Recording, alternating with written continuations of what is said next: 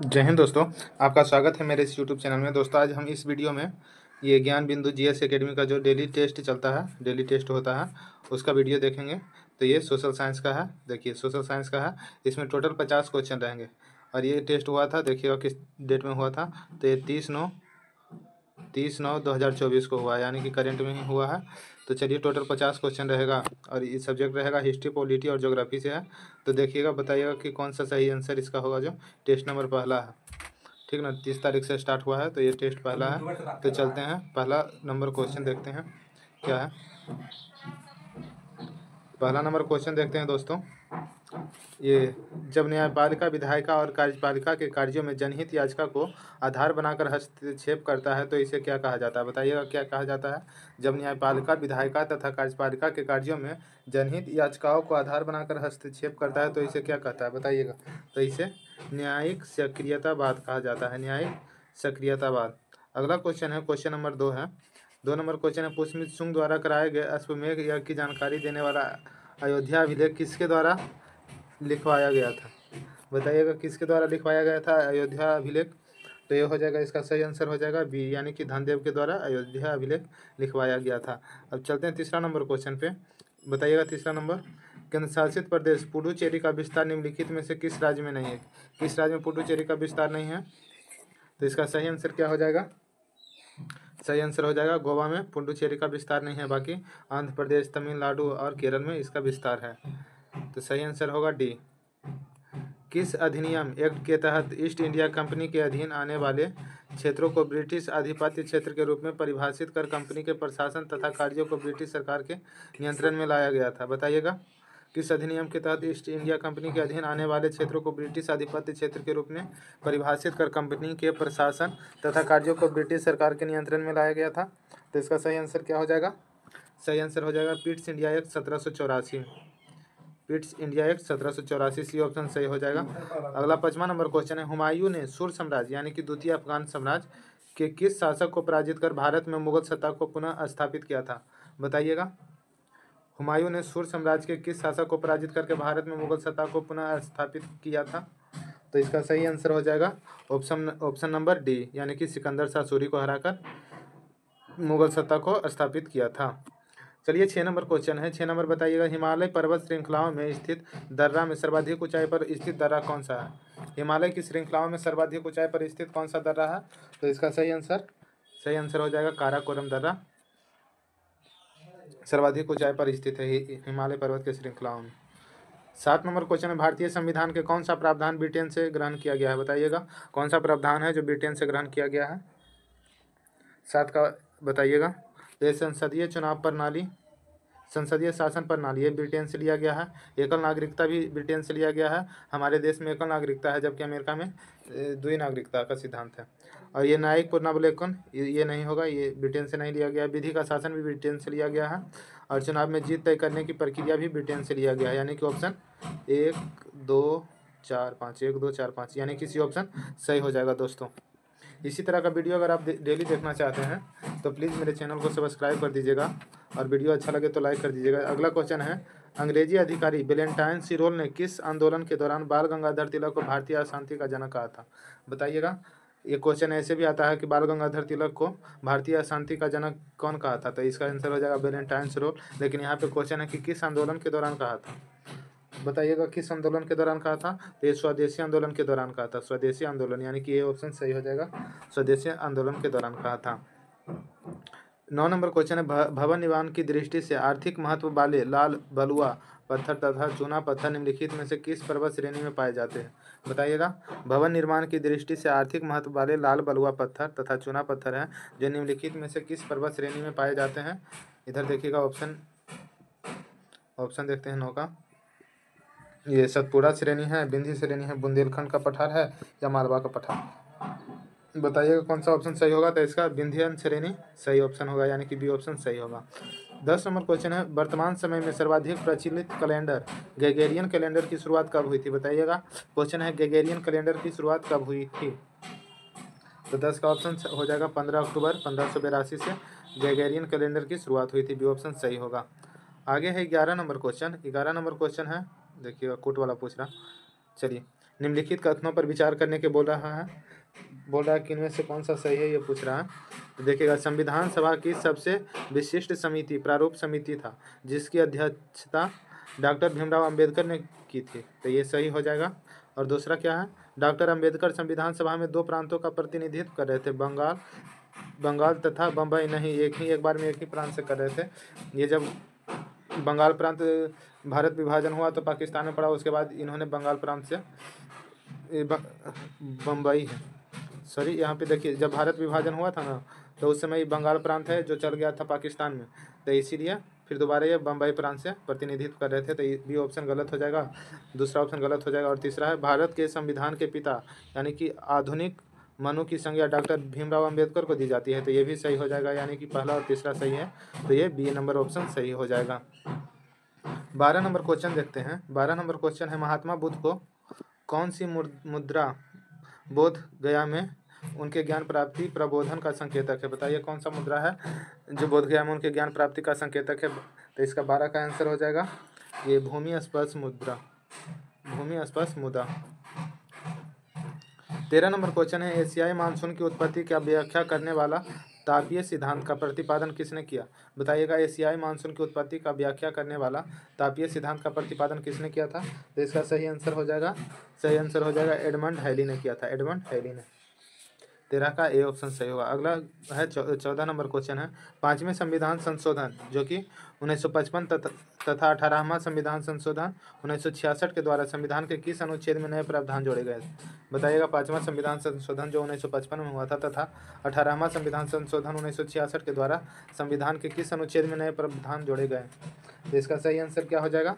इसका सही आंसर हो जाएगा किस अनुच्छेद में नए प्रावधान जोड़े गए? तो यह अनुच्छेद 3 में नए प्रावधान जोड़े गए थे, सी ऑप्शन सही हो जाएगा। 15 नंबर क्वेश्चन है, विदेश प्राप्त न किए जा सके जिसका मोह सुल्तान को था और उसका कोष जो राजनीतिक शक्ति का सच्चा स्रोत था व्यय कर दिया गया। इतिहासकार बर्नी ने यह उक्ति किसके लिए कहा था? उपयुक्त जो उक्ति है वो किसके बारे में कहा गया है? बर्नी के द्वारा। तो इसका सही आंसर हो जाएगा, कौन हो जाएगा? मोहम्मद बिन तुगलक, यानी कि बी ऑप्शन सही होगा। चलिए आगे देखते हैं 16 नंबर क्वेश्चन, सतलज नदी तिब्बत पठार के राक्षस ताल झील से निकलकर किस दर्रा से होकर भारत में प्रवेश करती है? बताइएगा कि सतलज नदी जो है तिब्बत पठार के राक्षस ताल झील से निकलकर किस दर्रा से होकर भारत में प्रवेश करती है? तो इसका सही आंसर हो जाएगा 16 का सही आंसर हो जाएगा सिपकिला दर्रा से होकर भारत में प्रवेश करती हैं। 17 नंबर क्वेश्चन है, निम्नलिखित कथनों पर विचार कीजिए। 17 नंबर, अनिवासी भारतीय यानी कि एनआरआई दोहरी नागरिकता वाले व्यक्ति होते हैं। अनिवासी भारतीय एनआरआई दोहरी नागरिकता वाले व्यक्ति होते हैं। 17, अच्छा ये पूछ रहा, कोट है इसमें दिया हुआ, कौन सा सही है पूछ रहा है 17 में। तो देखते हैं क्या बोल रहा, एनआरआई अनिवासी भारतीय एनआरआई दोहरी नागरिकता वाले व्यक्ति होते हैं। और दूसरा ऑप्शन कह रहा है अनिवासी भारतीयों को वे सभी अधिकार प्राप्त होते हैं जो भारतीय नागरिकों को होते हैं। तो ये सही है कि हाँ, अनिवासी भारतीयों को वो सभी अधिकार प्राप्त होते हैं जो भारतीय नागरिकों को होते हैं, लेकिन अनिवासी भारतीय यानी कि एनआरआई दोहरी नागरिकता वाले व्यक्ति होते हैं, ये गलत है। भारत में एकल नागरिकता का ही प्रावधान है, तो इसीलिए पहला गलत हो जाएगा और दूसरा सही हो जाएगा, यानी कि केवल 2 सही है। ये देखिएगा यहाँ पे बी ऑप्शन कौन सा सही है पूछ रहा था, तो बी ऑप्शन सही हो जाएगा। 18 नंबर क्वेश्चन है, मिलान करने के लिए बोल रहा, निम्नलिखित युग में से कौन सा सुमेलित नहीं है ये पूछ रहा, तो बताइएगा कौन सा सुमेलित नहीं है? तो 18 का हो जाएगा, 18 का भाखड़ा नांगल परियोजना, ये सतलज नदी पे है। भाखड़ा नांगल परियोजना सतलज नदी, ये सही है। और दूसरा है हीराकुंड परियोजना महानदी, ये भी सही है। नागार्जुन सागर परियोजना कृष्णा नदी, ये भी सही है। लेकिन पोचमपाद परियोजना कावेरी नदी पे नहीं है, गलत हो जाएगा। पोचमपाद परियोजना जो है ये गोदावरी नदी पे है। एक मिनट दोस्तों, पेन अच्छा से काम नहीं करता। पोचमपाद परियोजना गोदावरी नदी पे है, गोदावरी नदी पे है, तो इसीलिए इसका आंसर डी हो जाएगा। सुमेलित नहीं है पूछ रहा था, तो ये डी नंबर ऑप्शन सुमेलित नहीं है। आगे 9 नंबर क्वेश्चन है। 19 नंबर क्वेश्चन है। 19 नंबर क्वेश्चन क्या कह रहा है देखते हैं। भारत छोड़ो आंदोलन के दौरान ऑपरेशन जीरो आवर के तहत गिरफ्तार करके गांधी जी को अंग्रेज सरकार ने कब रिहा किया था? गिरफ्तार गांधी जी को अंग्रेज सरकार ने कब रिहा किया था बताइएगा। भारत छोड़ो आंदोलन के दौरान ऑपरेशन जीरो आवर में बहुत सारे स्वतंत्रता सेनानियों को अंग्रेजों के द्वारा गिरफ्तार कर लिया गया था। तो उसमें पूछ रहा है जब गांधी जी गिरफ्तार हुए थे तो उसको कब छोड़ा, गांधी जी को अंग्रेजों ने कब छोड़ा था बताइएगा। तो 19 का ऑप्शन हो जाएगा, ये 6 मई 1944 को गांधी जी को छोड़ा था। अगला है 20 नंबर क्वेश्चन। हर 12 साल के बाद होने वाला जैन धर्म का महत्वपूर्ण उत्सव जिसे महामस्तकाभिषेक कहा जाता है आयोजित किया जाता है, कहाँ आयोजित किया जाता है? हर 12 साल के बाद होने वाला जैन धर्म महत्वपूर्ण उत्सव जिसे महामस्तकाभिषेक कहा जाता है, तो ये आयोजित किया जाता है। बताइएगा कहाँ आयोजित किया जाता है? तो इसका सही आंसर हो जाएगा 20 का, ये कर्नाटक में आयोजित किया जाता है। महामस्तकाभिषेक कर्नाटक में आयोजित किया जाता है। 21 नंबर क्वेश्चन है। भारत के उच्चतम न्यायालय ने किस वर्ग के अंतर्गत क्रीमी लेयर की संकल्पना प्रस्तुत की? बताइएगा भारत के उच्चतम न्यायालय सुप्रीम कोर्ट ने किस वर्ग के अंतर्गत क्रीमी लेयर की संकल्पना प्रस्तुत की है? तो 21 का आंसर हो जाएगा ऑप्शन ये बी, पिछड़ा वर्ग के लिए। किस वर्ग के अंतर्गत, यानी कि पिछड़ा वर्ग के अंतर्गत क्रीमी लेयर की संकल्पना प्रस्तुत की है। 22 नंबर क्वेश्चन है। अशोक ने अपने किस शिलालेख में धम्म समारोह की चर्चा की है? बताइएगा अशोक ने अपने किस शिलालेख में धम्म समारोह की चर्चा की है? तो इसका सही आंसर हो जाएगा नवमा शिलालेख में। किस शिलालेख में पूछ रहा है? तो ये नवमा शिलालेख में धम्म समारोह का चर्चा किया अशोक ने। 23 नंबर क्वेश्चन है। सिंचाई की वह तकनीक जिसमें जल के साथ उर्वरकों को भी मिलाकर सिंचाई क्रिया संपन्न की जाती है, क्या कहा जाता है? बताइएगा जिसमें जल के साथ उर्वरक यानी कि खाद को भी मिलाकर सिंचाई क्रिया संपन्न की जाती है, क्या कहलाता है? तो 23 का सही आंसर हो जाएगा, ये फर्टिगेशन कहलाता है। फर्टिगेशन, ए ऑप्शन सही हो जाएगा। 24 नंबर क्वेश्चन है। देखिए ये 24 नंबर क्या कह रहा है। भारतीय संविधान के उपबंधों के बारे में निम्नलिखित में से कौन सा कथन सही है? कौन सा कथन सही है ये पूछ रहा है। तो अल्पसंख्यक वर्ग अपनी रुचि की शिक्षा संस्थानों अल्पसंख्यक वर्ग अपनी रुचि की शिक्षा संस्थानों की स्थापना और प्रशासन संचालन कर सकते हैं, ये सही है। ये सही है, बाकी सभी गलत हो जाएंगे क्योंकि पूछ रहा निम्नलिखित में से कौन सा सही है। तो ये ऑप्शन सही है। चलिए अगला 25 नंबर क्वेश्चन देखते हैं दोस्तों। 25 नंबर क्वेश्चन बोल रहा अकबर द्वारा 1779 में किए गए मजहर की घोषणा का सार तत्व क्या था? बताइएगा अकबर द्वारा जो 1779 में किए गए मजहर की घोषणा था, तो उसका सार तत्व क्या था? तो उसका सार तत्व था धार्मिक विषय पर विवाद होने पर उसकी अंतिम व्याख्या का अधिकार शासक के पास रहेगा, यानी कि बी ऑप्शन सही हो जाएगा कि धार्मिक विषय पर विवाद होने पर उसकी अंतिम व्याख्या का अधिकार शासक के पास रहेगा। चलिए 26 नंबर क्वेश्चन देखते हैं। 25 हो गया, हाँ 26 नंबर ये कोट वाला है, कौन सा सही है कौन सही नहीं है ऐसा टाइप का है। तो चलिए 26 में क्या कह रहा है देखिए। रिक्टर स्केल भूकंप की तीव्रता को मापता है। इस स्केल में 0 से 10 की संख्याएं होती है, ये सही हो जाएगा। रिक्टर स्केल भूकंप की तीव्रता को मापता है और इसमें 0 से 10 की संख्याएं होती है। मर्केली स्केल भूकंप को उसकी तीव्रता के बजाय उसके हुए नुकसान को मापता है। इस स्केल में 0 से 12 तक की संख्याएं होता है, ये भी सही हो जाएगा। यानी कि कौन सा सही है? दोनों सही है। यहाँ पे बोला कौन सा सही नहीं है, यानी कि इसको नहीं काट दीजिएगा, नहीं काट दीजिएगा यहाँ पे ये, और दोनों सही हो जाएगा। एक तथा दो दोनों सही हो जाएगा क्वेश्चन कि कौन से सही हैं। तो 1 और 2 दोनों सही हैं, सी हो जाएगा ऑप्शन। चलिए 27 नंबर क्वेश्चन देखते हैं। ये भी उसी टाइप का क्वेश्चन है 27 का। चलिए देखते हैं। निम्नलिखित कथनों पर विचार कीजिए एवं सत्य कथन का चयन कोड की सहायता से कीजिए। कौन सा सही नहीं है पूछ रहा है 27 में। तो इसका हो जाएगा, देखिए कौन सा सही नहीं है। तो आइए, संविधान का भाग 3 की विषय वस्तु में राजनीतिक लोकतंत्र का आदर्श निहित है। संविधान का भाग 3 की विषय वस्तु में राजनीतिक लोकतंत्र का आदर्श निहित है, ये सही हो जाएगा। संविधान के भाग 4 के सामाजिक व आर्थिक लोकतंत्र का आदर्श निहित है। समाज के भाग 4 के सामाजिक व आर्थिक लोकतंत्र का आदर्श निहित है, तो हाँ ये भी सही हो जाएगा। नागरिकों को सामाजिक, आर्थिक और राजनीतिक न्याय प्रदान करने की बात संविधान की प्रस्तावना में उल्लिखित है। नागरिकों को सामाजिक, आर्थिक और राजनीतिक न्याय करने का प्रावधान प्रदान करने की बात संविधान की प्रस्तावना में उल्लेखित है, हाँ ये भी सही है। यानी कि पूछ रहा कौन सा सही नहीं है, यानी कि कोई भी गलत नहीं है। तो यहाँ पे भी ये काट दीजिएगा, नहीं हो जाएगा कि कौन से सही हैं। तो 1 2 3 सभी सही हैं, डी ऑप्शन सही हो जाएगा। चलिए 28 नंबर क्वेश्चन देखते हैं। हिंदू महिला संपत्ति अधिनियम किस वायसराय के समय में पारित हुआ था? हिंदू महिला संपत्ति अधिनियम जो है वो किस वायसराय के समय में पारित हुआ था? तो इसका हो जाएगा लॉर्ड लिनलिथगो के समय में पारित हुआ था हिंदू महिला संपत्ति अधिनियम। अब 29 नंबर क्वेश्चन कह रहा है परामनी क्रांति का संबंध किसके उत्पादन से है? परामनी क्रांति यानी कि इसका संबंध हो जाएगा परामनी क्रांति का किससे? तो ये भिंडी उत्पादन से है, भिंडी उत्पादन से है परामनी क्रांति का संबंध। 30 नंबर क्वेश्चन क्या है? ये कोट वाला है। पर देखिए क्या कह रहा है, प्रसिद्ध पारंपरिक वस्त्र शेरवानी के संबंध में निम्नलिखित कथनों पर विचार कीजिए। ये शेरवानी के बारे में पूछ रहा है, उसके विषय में कौन सा कथन सही है कौन सा गलत है ये पूछ रहा है। तो चलिए बताइएगा। शेरवानी प्रायः मुस्लिम पुरुषों द्वारा पहना जाने वाला एक वस्त्र है जो प्रायः चूड़ीदार पैजामे के साथ पहना जाता है, ये भी सही है। शेरवानी भारत के आमतौर पर राजस्थान, उत्तर प्रदेश और हैदराबाद में पहनी जाती है, ये भी सही है आमतौर पर।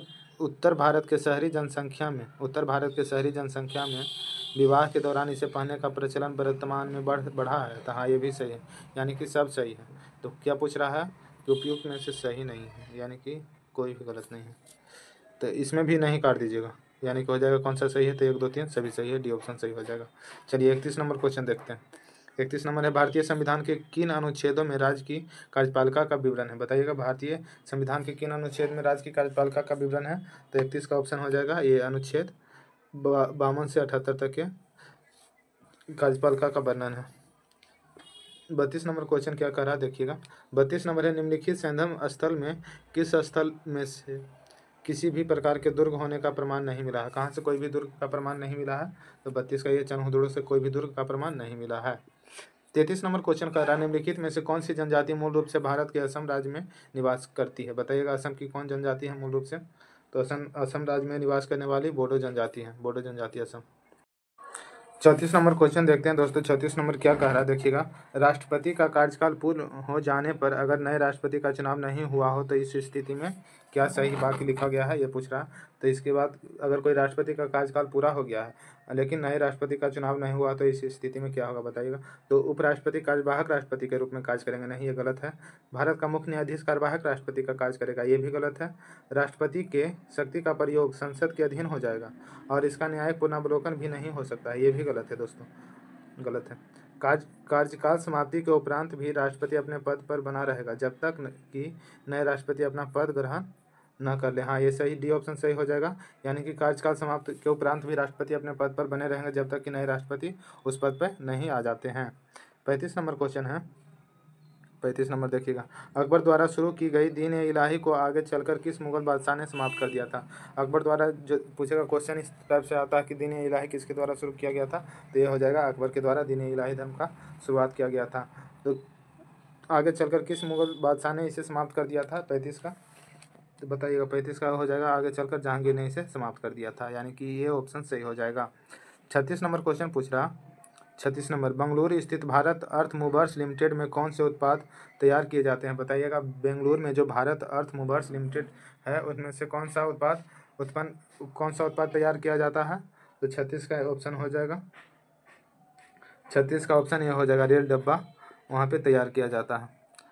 37 नंबर क्वेश्चन है राष्ट्रपति के उम्मीदवार को अपनी जमानत राशि 15,000 रुपये बचाने हेतु कुल डाले गए मतों का कितना भाग प्राप्त करना अनिवार्य है? यानी कि इस टाइप से भी क्वेश्चन आता है कि राष्ट्रपति अपने जमानत राशि के रूप में कितना धनराशि जमा करता है? तो ये हो जाएगा 15,000 रुपया जमा करता है। और यहाँ पे पूछ रहा है कि उसे बचाने हेतु डाले गए मतों का कितना भाग मत प्राप्त करना अनिवार्य है, यानी कि कितना मत प्राप्त करेगा राष्ट्रपति तो उसका जमानत राशि बच जाएगा। तो ये हो जाएगा 1/6, यानी 1/6 मत प्राप्त करेगा तो उसका राष्ट्रपति का जमानत राशि बच जाएगा। तो इसी तरह का अगर कोई संसद भी लड़ता है तो उसको भी जमानत राशि बचाने के लिए 1/6 वोट लाना पड़ता है। और संसद विधायक सभी मतलब पंचायती राज में भी इसी टाइप का प्रावधान है, सभी चुनाव में इसी टाइप का प्रावधान है। अगला क्वेश्चन देखते हैं 38 नंबर। कांग्रेस के स्थापना के विरोध में किसके द्वारा यूनाइटेड इंडियन पैट्रियाटिक एसोसिएशन की स्थापना किया गया था? बताइएगा कांग्रेस के स्थापना के विरोध में किसके द्वारा जो है यूनाइटेड इंडियन पैट्रियाटिक एसोसिएशन की स्थापना की गई थी? तो इसका सही आंसर हो जाएगा सर सैयद अहमद खां और शिव प्रसाद सिंह, यानी कि ये दोनों के द्वारा डी ऑप्शन हो जाएगा। इन दोनों के द्वारा Asia United Indian patriotic association की स्थापना की गई थी? सर सैयद अहमद खां और सी प्रसाद सिंह के द्वारा। 39 नंबर क्वेश्चन है, निम्नलिखित में से कौन हिमानी द्वारा निर्मित स्थलाकृति है? बताइएगा कौन सा है जो हिमानी द्वारा निर्मित स्थलाकृति है? तो 39 का हो जाएगा उपयुक्त में से सभी, यानी कि यू आकार की घाटी भी हिमानी द्वारा निर्मित स्थलाकृति है, श्रृंग या हॉर्न भी और एरिट भी, यानी कि सब सही है। 40 नंबर क्वेश्चन बताइएगा, प्रसिद्ध गायक धन्नूलाल मिश्रा सिद्धेश्वरी देवी, गिरजा देवी एवं गायन के किस शैली से संबंधित है? गिरजा देवी गायन के किस शैली से? ये तीन जो है प्रसिद्ध गायक धन्नूलाल मिश्रा, सिद्धेश्वरी देवी और गिरजा देवी गायन के किस शैली से संबंधित है?